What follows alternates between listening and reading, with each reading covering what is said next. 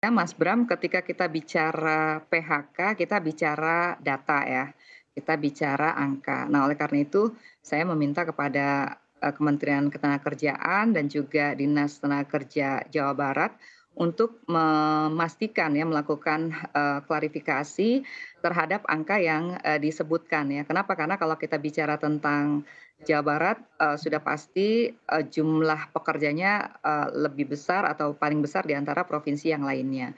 Yang kedua, saya khawatir, angka yang tersaji itu merupakan puncak gunung es begitu. Jadi artinya tidak menggambarkan, situasi yang sebenarnya. Tadi kan Pak Aloysius juga katakan ya, untuk industri alas, kaki ini belum, semuanya, apa namanya, terekap atau terlaporkan. Nah, saya, concern ya ketika kita bicara data, tentu kita harus, apa namanya, konsisten ya bahwa data ini akan mempengaruhi berbagai, kebijakan, berikutnya. Itu yang pertama. Yang kedua, saya sangat prihatin sebetulnya ya dengan gelombang PHK yang hari ini angkanya sangat fantastis gitu. Jadi kalau kita ibaratkan keran ini, airnya ngucur ya Pak Aloysius begitu. Nah, ini yang kemudian memang sangat saya sesalkan, gelombang PHK ini dipermudah ya dengan Undang-Undang Nomor 11 Tahun 2020, Undang-Undang Ciptaker ini yang tadinya cuma berapa, 13 pintu PHK dengan, undang-undang, yang kemarin, memantik, perhatian banyak pihak, ternyata menjadi lebih banyak ya, kalau nggak salah 24 atau 25 pintu PHK. Jadi lebih mudah memang bagi perusahaan-perusahaan untuk, melakukan pemutusan hubungan kerja terhadap karyawannya. Nah, ini menurut saya yang, apa, menjadi concern saya secara pribadi dan juga fraksi PKS dari awal bahwa ya dampak atau, turunan dari Undang-Undang Ciptaker ini sebagian besarnya memang, mendegradasi, karyawan ya, para pekerja, seperti itu. Oke, baik. Dengan gejolak ekonomi global begitu ya, dengan permintaan juga dari ekspor yang tentunya juga mengalami penurunan karena ada dampak dari ekonomi global, Anda melihatnya solusi untuk agar memang para pekerja ini juga tidak ter-PHK ke depannya karena ini sebagai puncak gunung es yang mana juga masih bisa saja terjadi peningkatan dari jumlah karyawan yang di-PHK. Di Komisi 9 dibahasnya seperti apa sejauh ini, Bu Neti?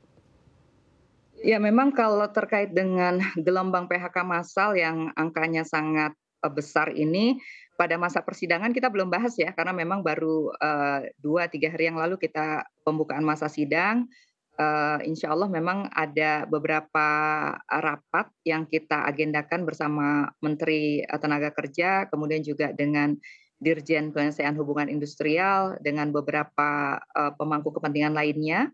Dan tentu saja ini menjadi salah satu agenda ya yang nantinya akan dibahas, seperti misalnya kepesertaan BPJS Ketenagakerjaan yang menjadi database bagi, distribusi bantuan subsidi upah begitu, termasuk juga isu JHT. Ini pastinya akan, sangat, memantik, diskusi antara, DPR RI khususnya Komisi 9 dengan, mitra kerjanya nanti. Kondisi yang ada, kira-kira Bu Neti apa yang bisa dilakukan ataupun ada solusikan ke pemerintah agar pengangguran juga tidak semakin meluas?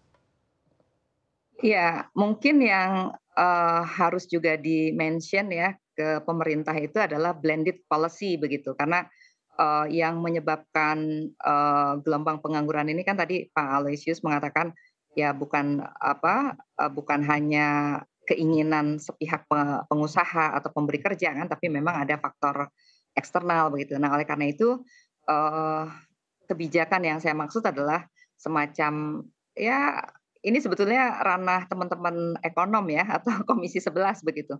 Mungkin ada relaksasi, tapi relaksasi yang betul-betul berpihak ya pada kesejahteraan pekerja. Artinya begini, kalau misalnya, oh, ada bahan baku yang impor atau ada apa namanya, ongkos produksi yang, sebetulnya bisa dibantu oleh pemerintah, entah komponen pajak dan sebagainya, tapi itu diikat dengan sebuah perjanjian untuk tidak mudah ya melakukan, pemutusan hubungan kerja misalnya.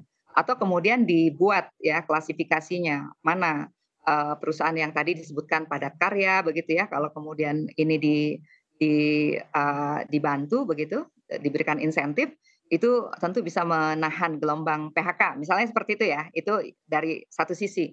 Nah, sisi yang lain saya juga ingin apa, mendesak pemerintah untuk memastikan apa yang menjadi hak-hak para pekerja ini, diadvokasi, dikawal, dan kemudian diterima dengan baik. Yang pertama tadi ya, kalau kemudian ada BSU, BSU-nya itu berbasis kepesertaan BPJS, Ketenagakerjaan, ternyata hari ini juga, tingkat kepatuhan perusahaan masih harus didorong-dorong ya, Pak Aloysius ya.